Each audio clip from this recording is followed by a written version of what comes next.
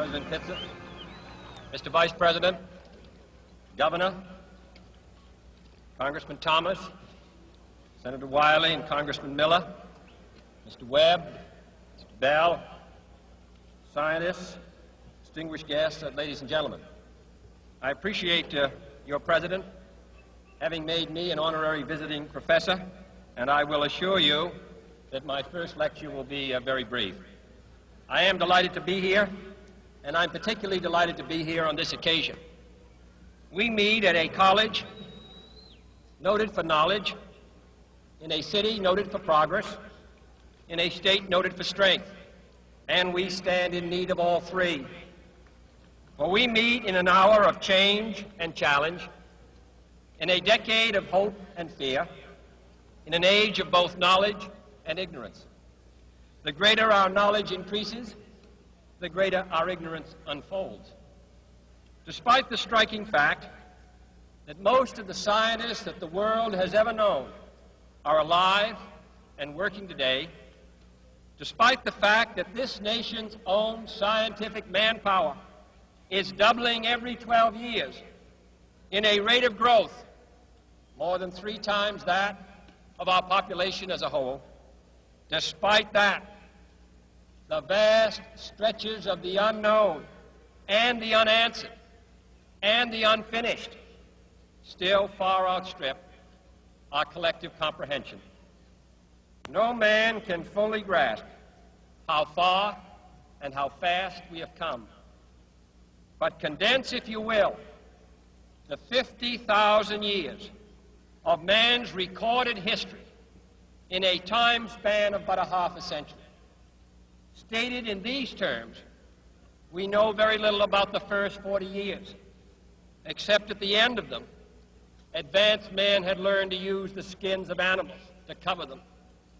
Then about 10 years ago, under this standard, man emerged from his caves to construct other kinds of shelter.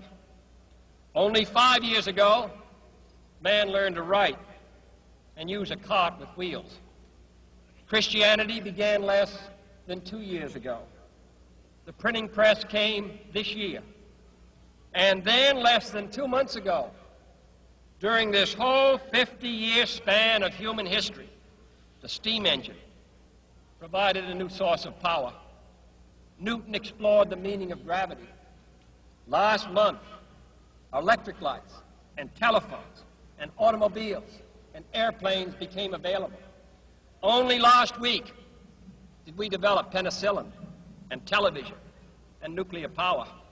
And now, if America's new spacecraft succeeds in reaching Venus, we will have literally reached the stars before midnight tonight. This is a breathtaking pace, and such a pace cannot help but create new ills as it dispels old. New ignorance, new problems, new dangers. Surely the opening vistas of space promise high costs and hardships, as well as high reward. So it is not surprising that some would have us stay where we are a little longer, to rest, to wait. But this city of Houston, this state of Texas, this country of the United States was not built by those who waited and rested and wished to look behind them.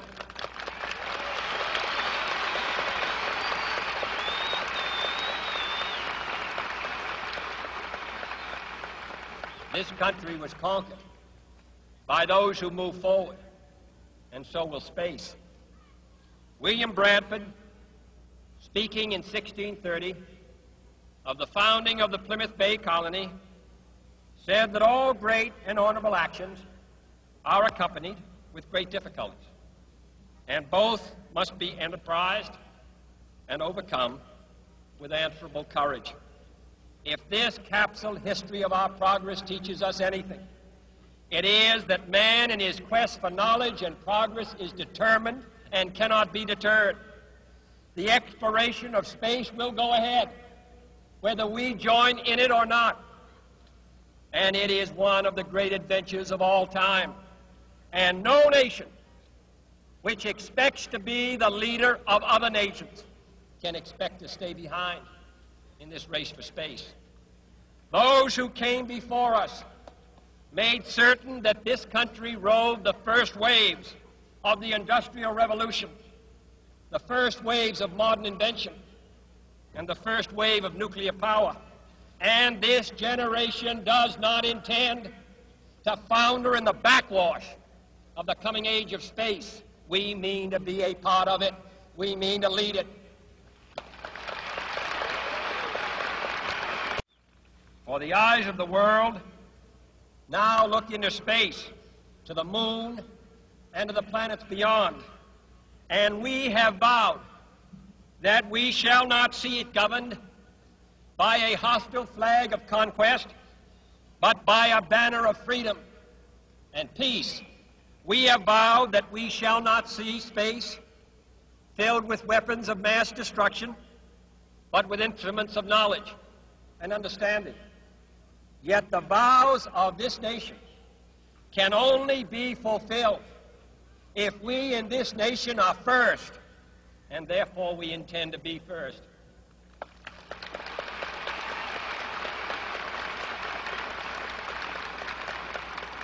In short, our leadership in science and industry, our hopes for peace and security, our obligations to ourselves as well as others, all require us to make this effort, to solve these mysteries, to solve them for the good of all men, and to become the world's leading spacefaring nation. We set sail on this new sea because there is new knowledge to be gained and new rights to be won, and they must be won and used for the progress of all people. For space science, like nuclear science and all technology, has no conscience of its own. Whether it will become a force for good or ill depends on man. And only if the United States occupies a position of preeminence can we help decide whether this new ocean will be a sea of peace or a new terrifying theater of war. I do not say that we should or will go unprotected against the hostile misuse of space any more than we go unprotected against the hostile use of land or sea. But I do say that space can be explored and mastered without feeding the fires of war, without repeating the mistakes that man has made in extending his writ around this globe of ours. There is no strife, no prejudice, no national conflict in outer space as yet. Its hazards are hostile to us all. Its conquest deserves the best of all mankind, and its opportunity for peaceful cooperation may never come again. But why, some say, the moon? Why choose this as our goal? And they may well ask, why climb the highest mountain? Why, 35 years ago, fly the Atlantic? Why does Rice play Texas? We choose to go to the moon. We choose to go to the moon.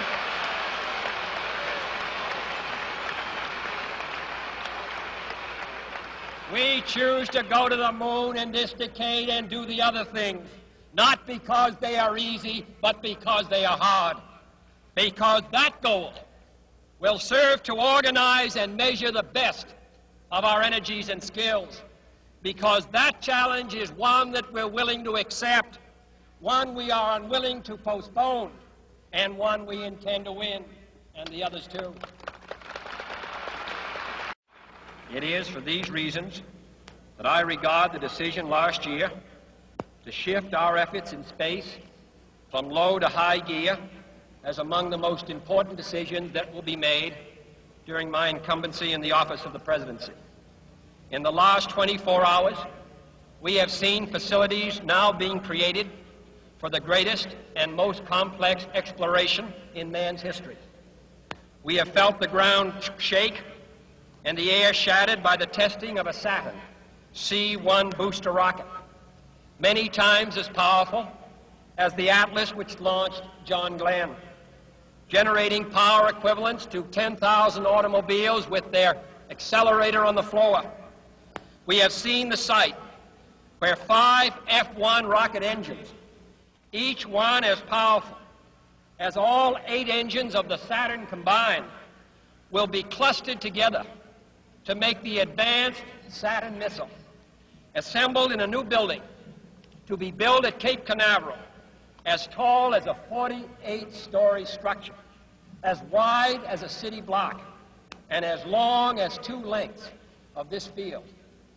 Within these last 19 months, at least 45 satellites have circled the Earth. Some 40 of them were made in the United States of America, and they were far more sophisticated and supplied far more knowledge to the people of the world than those of the Soviet Union. The Mariner spacecraft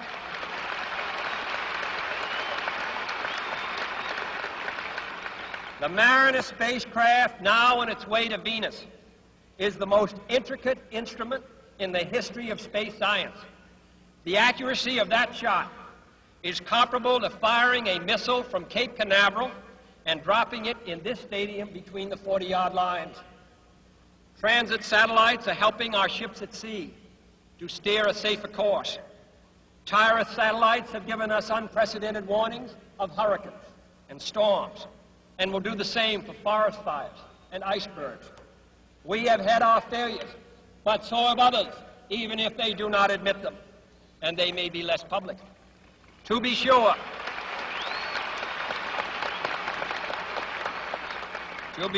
we are behind, and will be behind for some time in manned flight.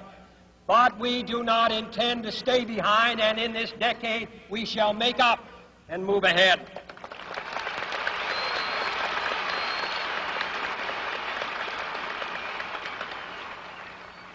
The growth of our science and education will be enriched by new knowledge of our universe and environment, by new techniques of learning and mapping and observation, by new tools and computers for industry, medicine, and the home as well as the school. Technical institutions such as Rice will reap the harvest of these gains. And finally, the space effort itself, while still in its infancy, has already created a great number of new companies and tens and thousands of new jobs. Space and related industries are generating new demands in investment and skilled personnel, and this city and this state and this region will share greatly in this growth. What was once the furthest outpost on the old frontier of the West will be the furthest outpost on the new frontier of science and space. Houston,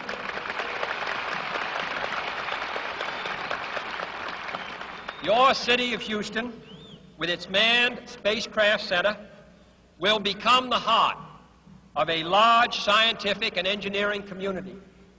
During the next 5 years, the National Aeronautic and Space Administration expects to double the number of scientists and engineers in this area, to increase its outlays for salaries and expenses to $60 million a year, to invest some $200 million in plant and laboratory facilities, and to direct or contract for new space efforts over $1 billion from this center in this city. To be sure, all this costs us all a good deal of money. This year's space budget is 3 times what it was in January 1961, and it is greater than the space budget of the previous 8 years combined. That budget now stands at $5.4 billion a year, a staggering sum, though somewhat less than we pay for cigarettes and cigars every year. Space expenditures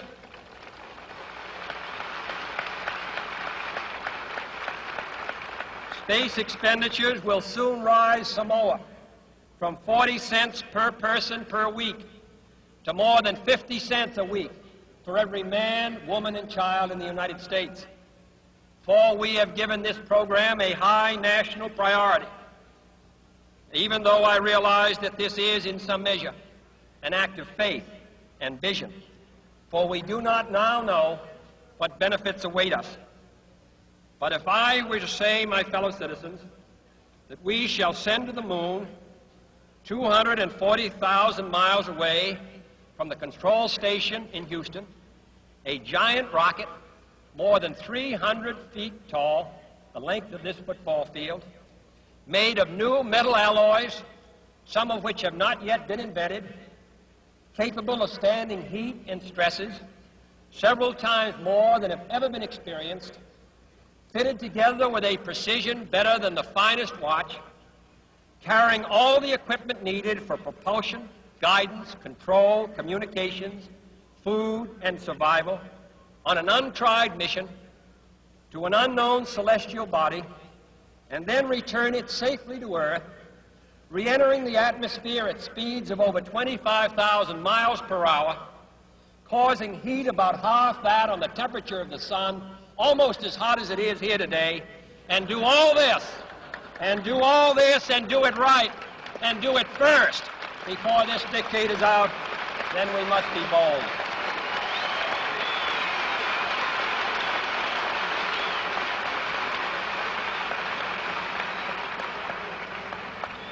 I'm the one who's doing all the work, so we're just going to stay cool for a minute. However, I think we're going to do it. And I think that we must pay what needs to be paid. I don't think we ought to waste any money, but I think we ought to do the job. And this will be done in the decade of the 60s. It may be done while some of you are still here at school at this college and university. It will be done during the terms of office of some of the people who sit here on this platform. But it will be done. And it will be done before the end of this decade. And I am delighted that this university is playing a part in putting a man on the moon as part of a great national effort of the United States of America.